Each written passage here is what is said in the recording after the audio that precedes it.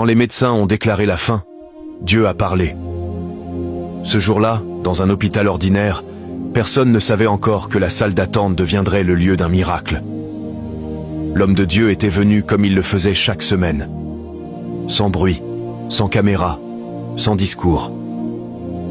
Il passait de chambre en chambre, priant pour les malades, posant une main, murmurant un mot d'espérance, puis repartait. Après sa dernière visite, il s'assit dans la salle d'attente pour prier en silence. À quelques mètres de lui, un autre homme tournait en rond. Sa femme était entre la vie et la mort depuis des heures. Les médecins entraient et sortaient, le visage grave.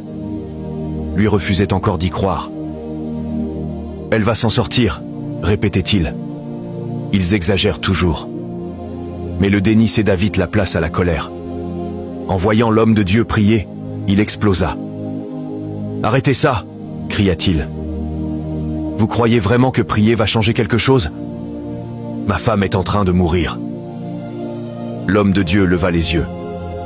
Son visage était calme.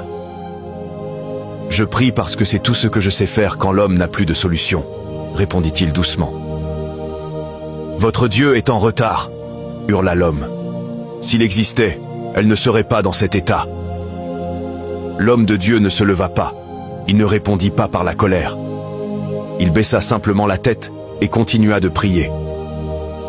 À cet instant précis, les portes du service s'ouvrirent brusquement. « Monsieur !» appela un médecin. « Votre femme vient de faire un arrêt cardiaque. » Le monde de l'homme s'écroula. Il tomba sur une chaise, les mains sur le visage, incapable de parler. L'homme de Dieu se leva alors et s'approcha. « Puis-je prier pour elle ?» demanda-t-il calmement. Un long silence. « Faites-le » murmura l'homme. « Parce que moi, je n'ai plus de force. » L'homme de Dieu posa sa main contre la porte fermée et pria. Pas fort, pas longtemps, juste avec foi. Soudain, des cris éclatèrent derrière les murs. « Elle revient, le cœur est reparti !» Les médecins sortirent, bouleversés. « C'est inexplicable, » dit l'un d'eux.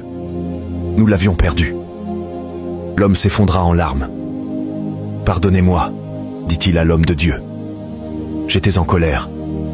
L'homme de Dieu sourit avec douceur. Dieu comprend la colère. Il regarde surtout le cœur. Morale. La colère ne repousse pas Dieu. Il la traverse avec nous. La prière silencieuse peut ouvrir des portes que la médecine ferme. Quand l'homme atteint ses limites, Dieu commence son œuvre.